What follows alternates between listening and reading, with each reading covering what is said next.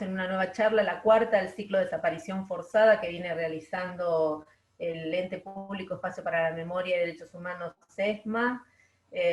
Bueno, es un ciclo de charlas iniciado el 30 de agosto a propósito del Día del Detenido Desaparecido, o el Día Internacional de la Desaparición Forzada, de las víctimas de desaparición forzada, y bueno, venimos abordando, digamos, distintos aspectos de este tema que es que tiene carácter mundial, que sigue también vigente aún, aún con distintas formas, pero sigue vigente aún en el Estado de Derecho, en gobiernos con Estado de Derecho.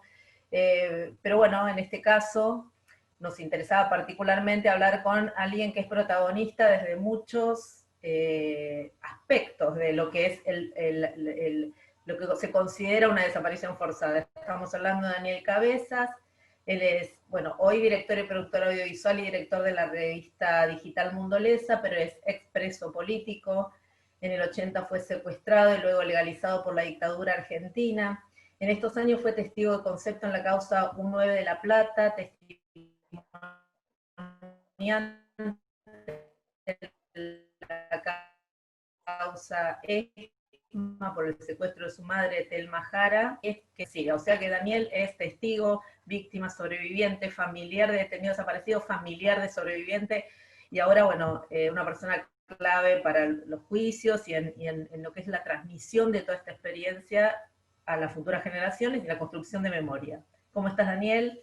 Te damos la bienvenida y te agradecemos participar en este ciclo. Bueno, hola a todos, todas, todes. Gracias por la convocatoria. Y bueno, un gusto estar acá y compartir, intercambiar conceptos y experiencias con ustedes. Bien, arrancamos entonces. Bueno, vamos con un concepto que vos venís instalando en varias charlas, en capacitaciones, que es el de derecho a la resistencia. ¿Podés explicar de dónde surge, qué implica, por qué hablas de derecho a la resistencia? Sí,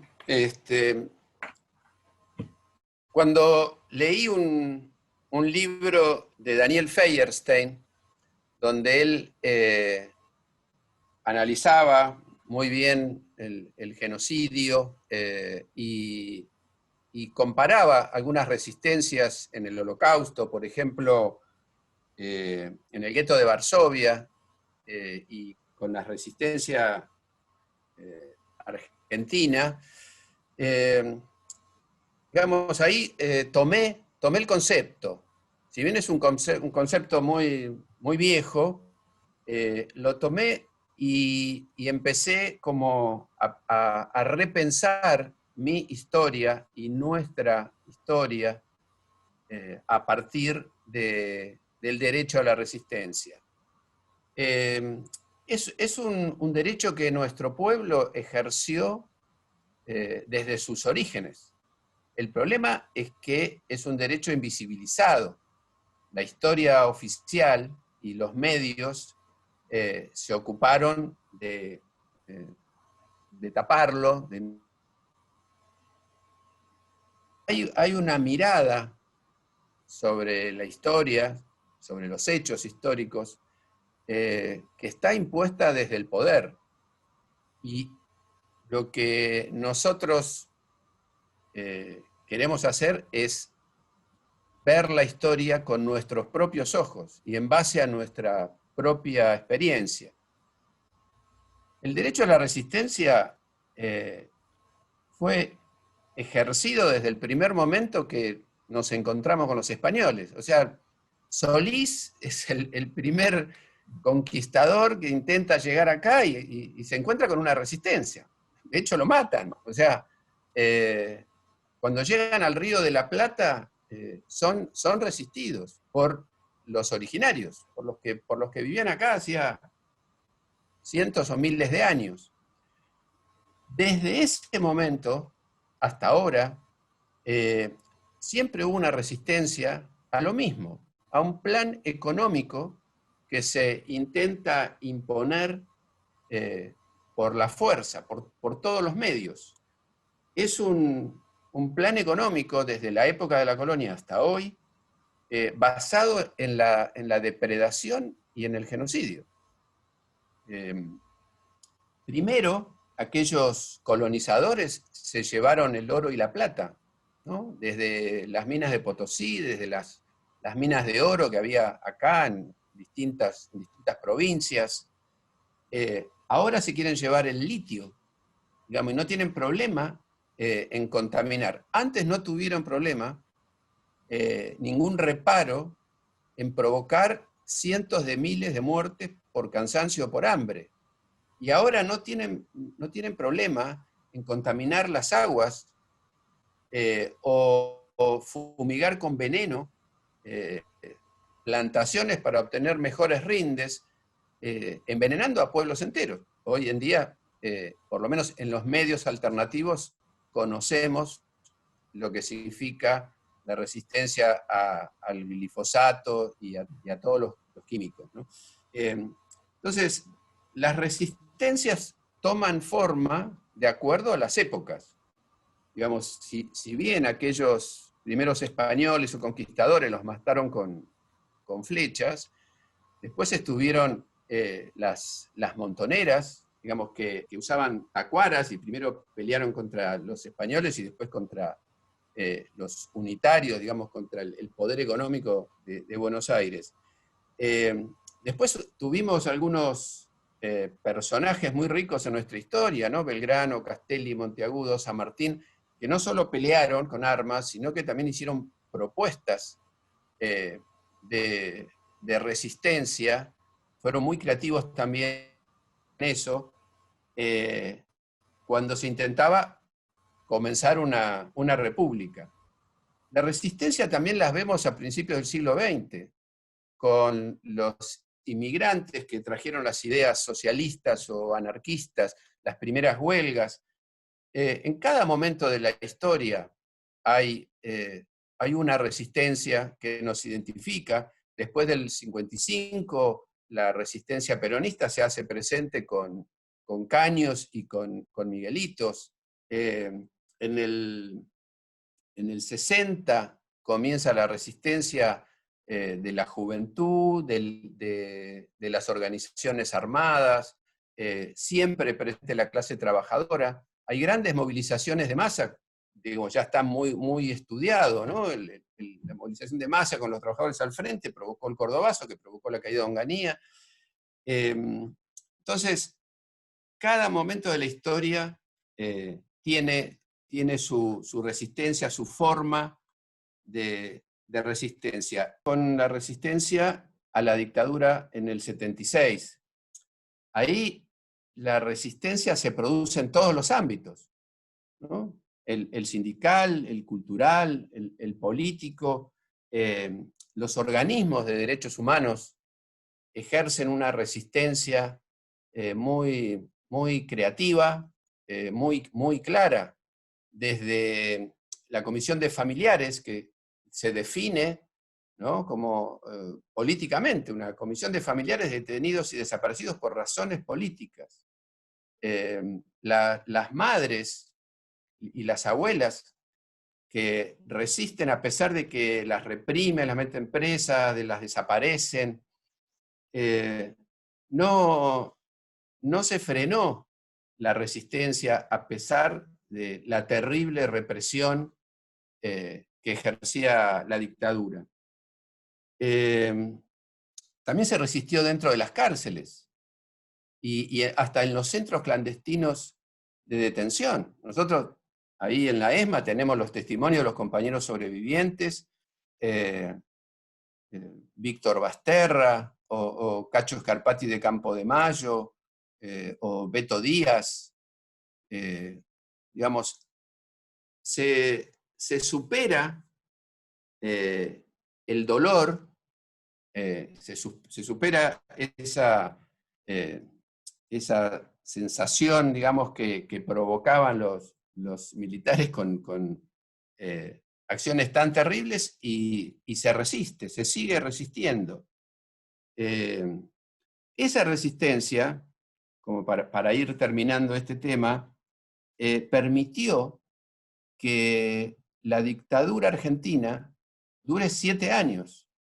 cuando el promedio de las dictaduras de nuestros vecinos fue de 20 años, ¿no? O sea, Uruguay tuvo una dictadura, duró 12 años, Bolivia 18, Paraguay 35, Brasil 21, Chile 16 años, y en Argentina hubo 7.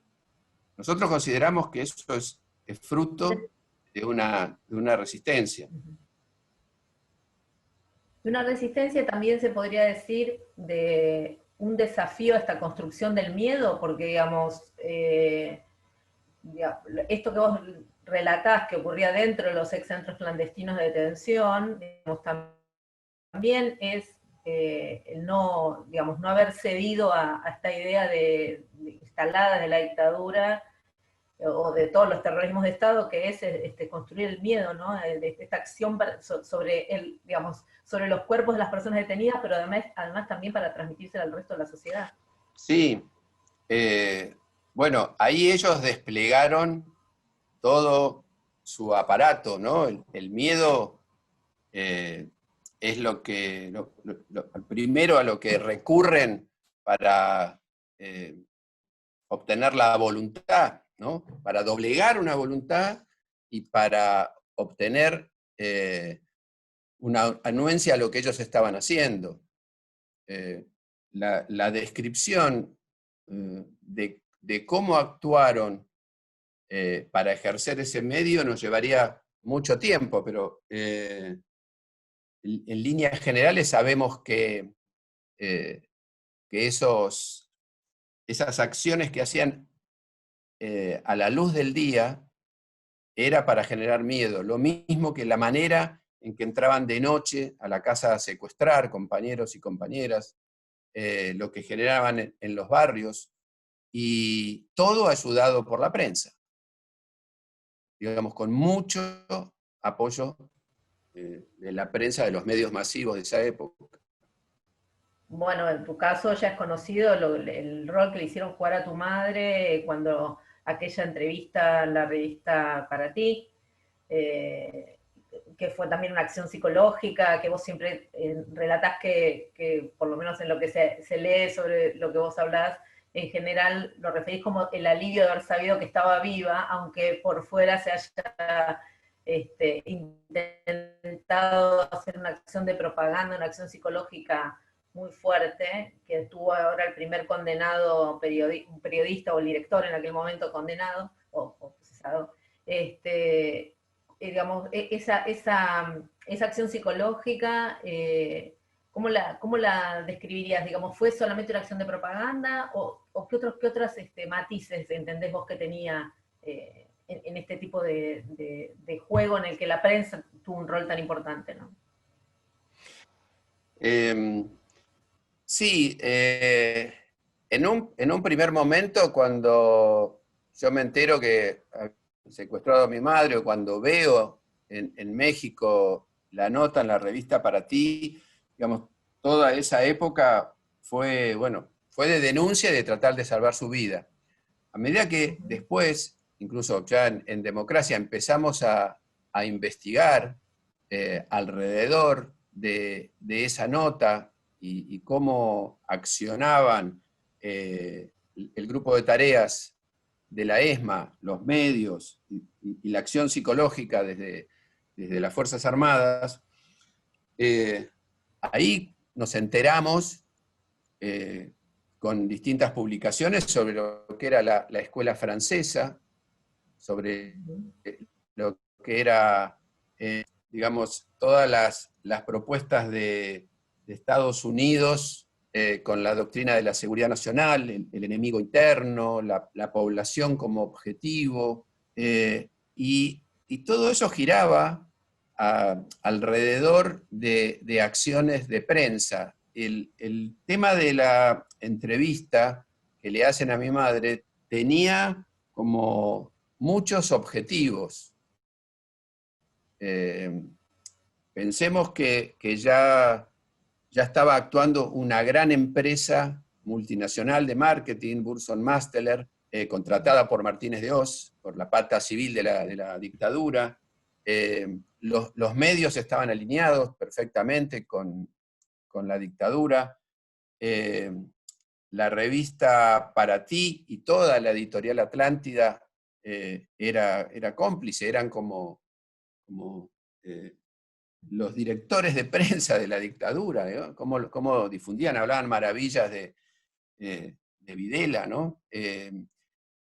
Y esta empresa, que es la que crea el eslogan "Los argentinos somos derechos humanos", más los propios cuadros militares y estos periodistas, son los que arman esta nota, que fue estudiada, ¿no? Muchos tomaron el caso para hacer tesis o periodistas o investigadores, porque apunta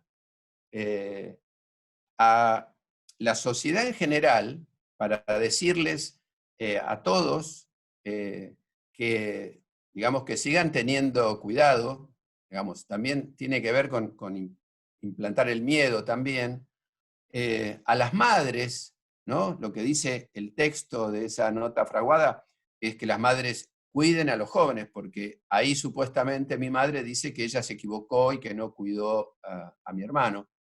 Hay un mensaje muy claro hacia las madres para que ellas se hagan cargo del control de los jóvenes. Después a la organización Montoneros, para demostrarle que estaban al tanto de sus colaboradores. Mi madre era colaboradora de Montoneros, igual que mi hermano era militante de la UES.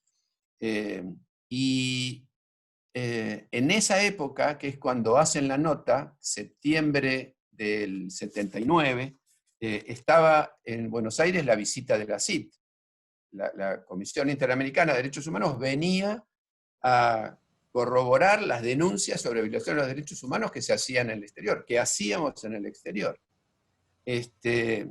También a la propia tropa, como para demostrarles que seguían con la iniciativa y que estaban con nuevas propuestas. A los medios del exterior y a los gobiernos del exterior se les mandaba un mensaje de que los desaparecidos no eran tales, que estaban vivos en el exterior, ¿no? O sea, en la nota, supuestamente mi madre la da en Uruguay. En realidad estaba secuestrada en la ESMA, ¿no? Entonces, ahí vemos un gran aparato que recurría a todos los medios económicos, al Estado, y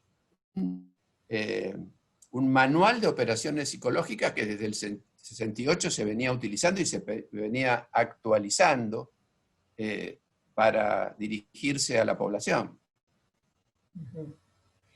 Y en ese punto, vos sos testigo de la contraofensiva, digamos, un juicio que es muy importante, que transcurre en estos momentos en la Argentina y que está haciendo unos aportes sobre un tema que era como ríspido, duro digamos, de entender, de asimilar aún dentro de las propias organismos, digamos.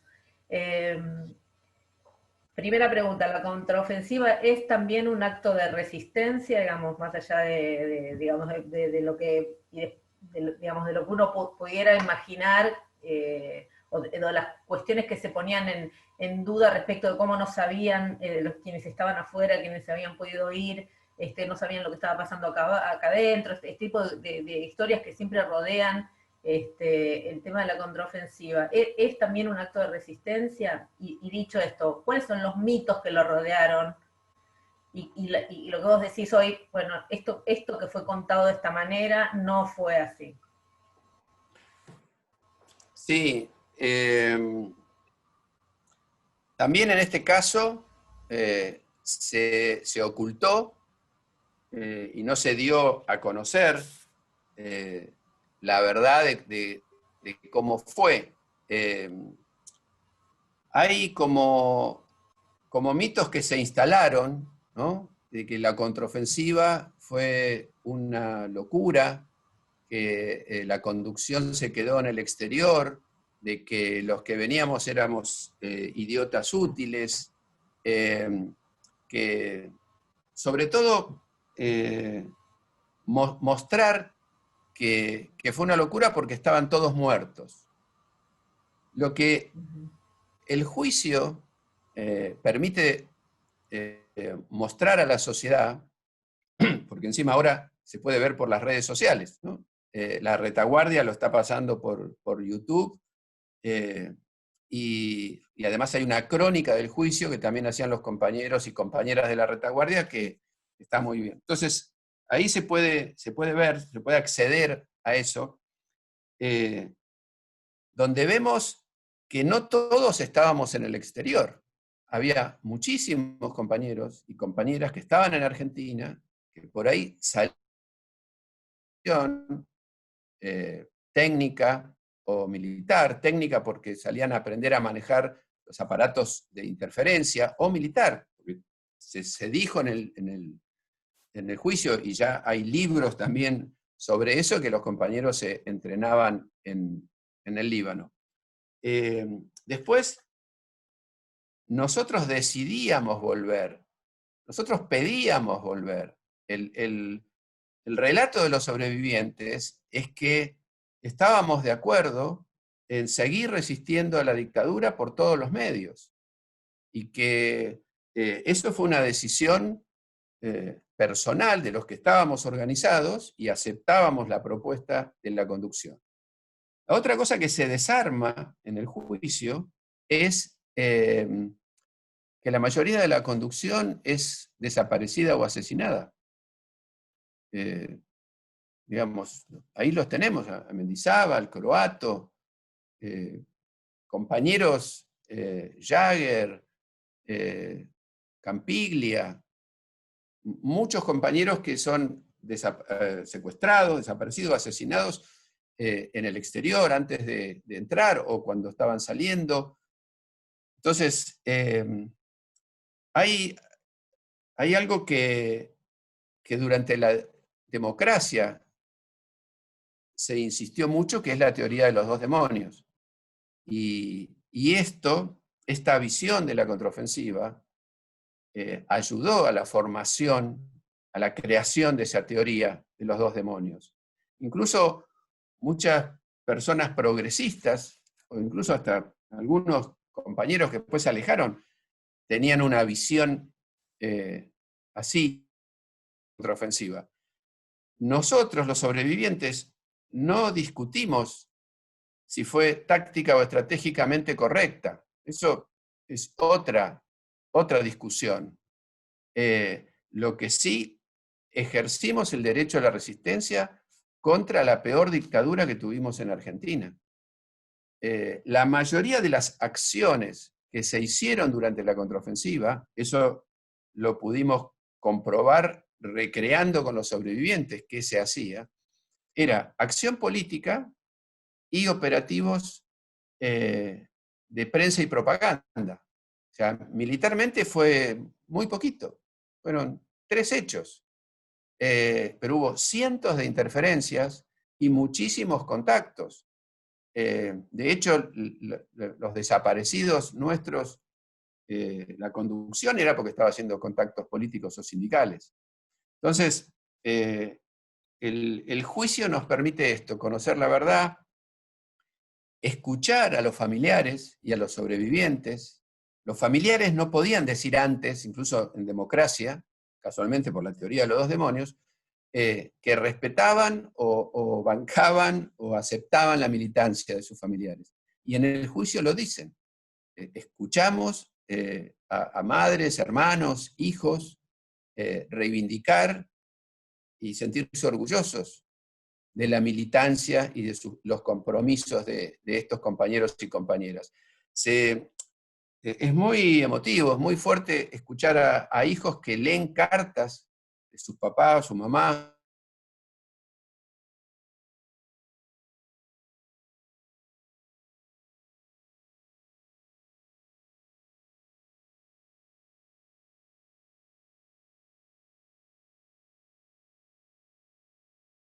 Eso está sirviendo el juicio, que ya está terminando, falta poco ya para los alegatos, y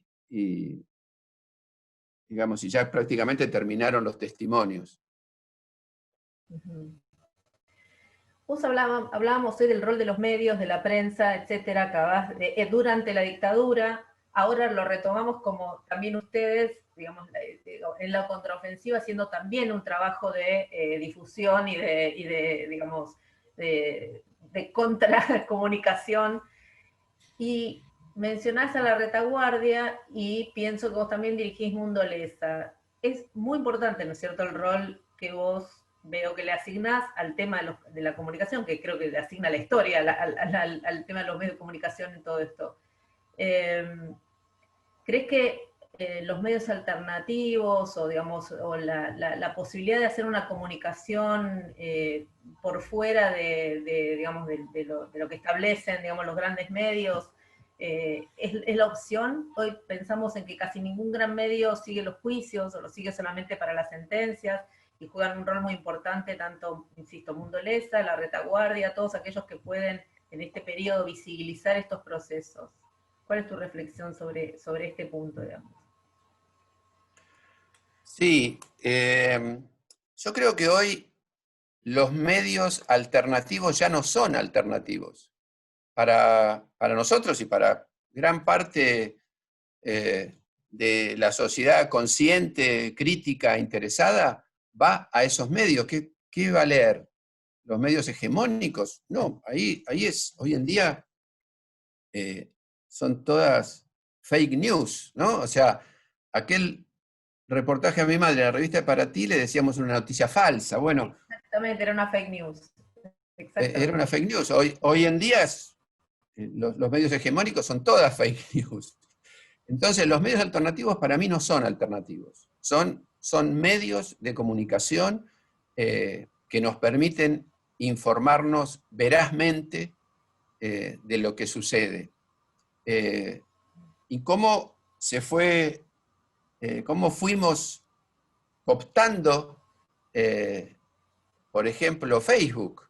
O sea, uno entra a Facebook y de acuerdo a tus intereses podés recibir toda la información sobre los juicios, porque en cada lugar donde hay un juicio hay alguien que se está ocupando, hijos, familiares, hay medios muy bien hechos, ¿no? O sea, Será Justicia en Córdoba, hace muchísimos años, que informa muy bien, muy completo sobre los juicios de Córdoba. Y después están los hijos San Juan, Bahía Blanca, muchos, hay muchos pequeños medios que nos permiten informarnos. Yo vengo de ese palo, digamos, empecé con cine infantil, siempre me interesó comunicar, incluso mi militancia fue aplicando mi oficio, mis conocimientos, fotografía, impresión. Nosotros hacíamos la Evita Montonera, imprimíamos la Evita Montonera en México. Cuando nosotros caemos con la contraofensiva en el 80, acabábamos de distribuir un libro. O sea, nosotros teníamos una fotomecánica, una imprenta, y logramos distribuir un libro. También por eso nos logran detectar, ¿no? Entonces, me parece fundamental el rol de la comunicación. Me parece que hay una deuda, tenemos una deuda, como cómo comunicar y cómo contrarrestar a los medios hegemónicos. Ahí está para conversar. Uh-huh. Decís que está cerca la sentencia del juicio contraofensiva. ¿Qué esperás? ¿Qué expectativa tenés respecto de las posibles condenas en este juicio, que es uno de los más importantes de este año, es uno de los que pudo continuar virtualmente inclusive, ¿no? Sí, en principio tenemos buenas expectativas. Hay un tema bastante difícil, que es el primer juicio donde están imputados una conducción estratégica de inteligencia y de acción psicológica. A diferencia de otro juicio, donde hay una víctima que señala a un torturador en un determinado lugar o centro clandestino, acá no es así. Acá van a tener que, digamos, condenarlos por las órdenes que dieron. No hay ningún testigo que pueda señalarlos como torturadores o secuestradores. Entonces, va a ser emblemático. Si la condena es buena, es lo que corresponde, va a ser emblemático. Es un juicio que va a servir para otros juicios, para otras causas. Durante el desarrollo de las audiencias, pudimos reconstruir la estructura de inteligencia del ejército. Los testimonios de Estela Segado o Verónica Almada permitieron reconstruir lo que estaba oculto hasta este momento, hasta el momento en que se dio a conocer en la audiencia. Digamos, toda la estructura nacional, el Consejo Nacional de Inteligencia. Después, compañeras como Adriana Taboada, que también participa mucho en el juicio, que es la que estudió la acción psicológica. En Mundolesa, paso un aviso, en la página Mundolesa hay 2 notas de Adriana Taboada sobre acción psicológica.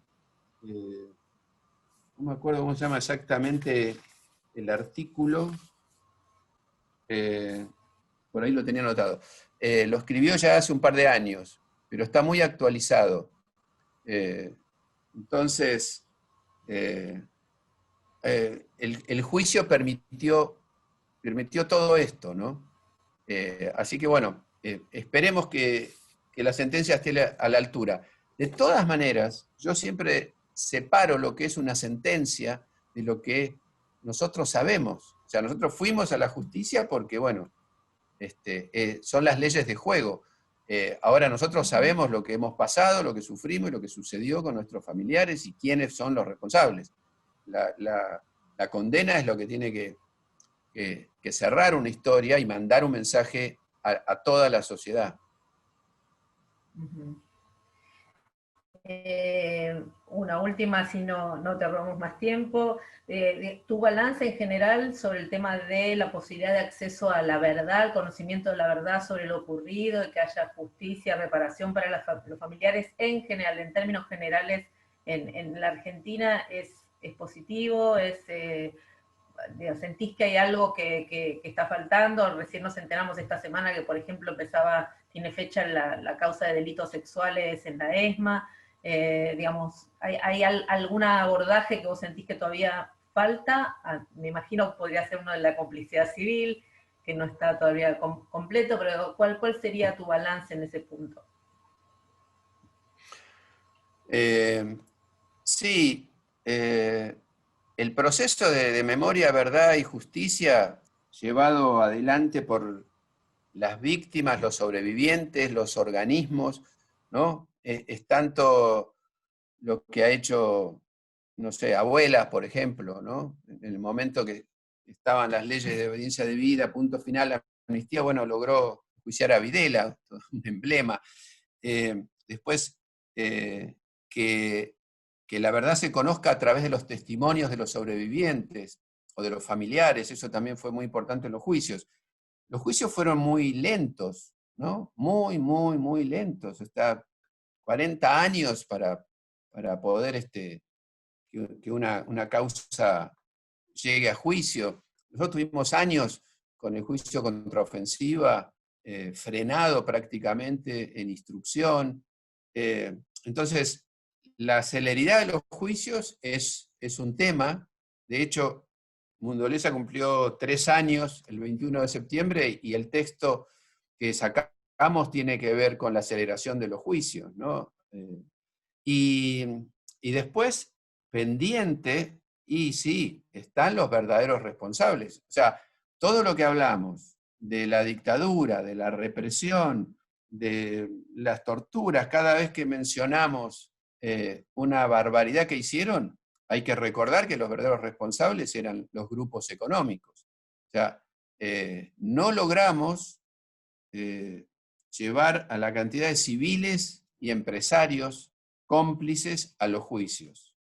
Entonces, por ejemplo, Agustín Botinelli, jefe de redacción de la revista Paratic, en el momento que hicieron el falso reportaje a mi madre estando secuestrada, no logramos que le imputen. Hace años que está ahí y dicen, la justicia dice que todavía no hay suficientes pruebas. Entonces, hay muchos empresarios que están vivos, que son los mismos de la época de la dictadura, que siguen robando. O sea, las técnicas son otras hoy, ¿no? Pero sí es fundamental avanzar por ese lado, llevarlos al banquillo de los acusados, a los empresarios responsables. Y también, una última, ahora sí una última, Sí. el tema fake news, que me interesó que lo abordáramos a partir del caso de tu madre. Nosotros hace rato que venimos pensando en el espacio que hay que trabajar de alguna manera en desarticular todas las que fueron fake news, en, digamos, lo que hoy se llaman fake news, pero que fueron esta construcción, como vos dijiste, del miedo, esta acción psicológica, este rol de los medios. ¿Crees que es trasladable, digamos, a algún tipo de formato en el que se pueda, digamos, para las nuevas generaciones, desarticular un marco conceptual alrededor de lo que ya, digamos, venimos desarrollando en esta charla? Hablaste de teoría de los dos demonios. Uno cree que está saldado en este país, pero vuelve, y ya lo experimentamos hace unos años atrás, con el negacionismo, con la puesta en duda. ¿Crees que ese es un punto en el que hay que seguir machacando y seguir trabajando profundamente para desarticular discursos? Sí. Yo recién te decía que tenemos una deuda ahí, ¿no? Que tenemos que discutir un poco más y proponer nuevos formatos o nuevas calidades. Nosotros tenemos que competir con calidad, digamos, con calidad estética. La militancia durante mucho tiempo despreció la calidad estética. Entonces, tiene que estar bien hecho, tiene que llegar, tenemos que mostrarlo de una manera que sea atractiva. Si hay mucho zapping, digamos, ¿no? en las distintas redes sociales, tenemos que hacer algo que atraiga a quienes queremos llegar. Si no, nos quedamos comunicando entre nosotros. No es casualidad que yo conozca a Antonella, no es casualidad que nos conozcamos entre nosotros, o quienes ustedes entrevistaron antes, a Hassan. Digo, terminamos en un circuito. Yo me di cuenta por Mundo Lesa también. Yo intento llegar a otros sectores y me cuesta, y siento que me falta creatividad para producir algo más atractivo. Y ahí tenemos que competir. Bien. No sé si querés agregar alguna otra cosa más que nos haya quedado, digamos, en el tintero, o desarrollar alguna cosa más. Decime, Daniel, si no, pero Eh, todo tuyo. no, bueno, hay tantos temas, hemos tocado temas, Sí. temas intensos que llevaría más desarrollo. Por suerte, hay mucha gente que está estudiando, digamos, la acción psicológica, que se conoce perfectamente lo que sucedió en la dictadura. Lamentablemente, el pacto de silencio de ellos es muy duro, son muy coherentes en ese sentido. No logramos en ningún juicio ni fuera del juicio, salvo algunos y muy poquito que cuenten algo, pero no logramos ahí avanzar. Nos toca a nosotros, digamos, seguir insistiendo en conocer la verdad. Entonces, no sé, sigamos buscando a quienes investigan, sigamos difundiendo sus trabajos, sus opiniones, y bueno, y para finalizar, agradecerles la convocatoria.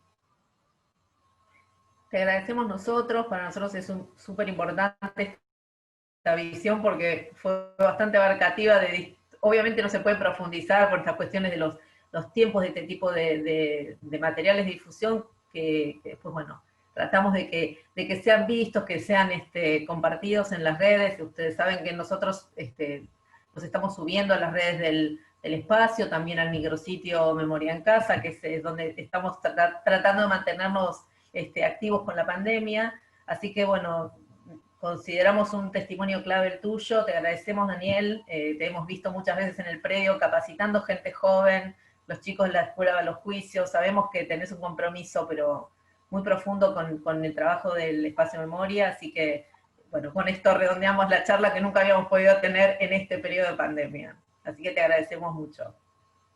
Bien, bueno, muchísimas gracias. Hasta pronto, nos vemos.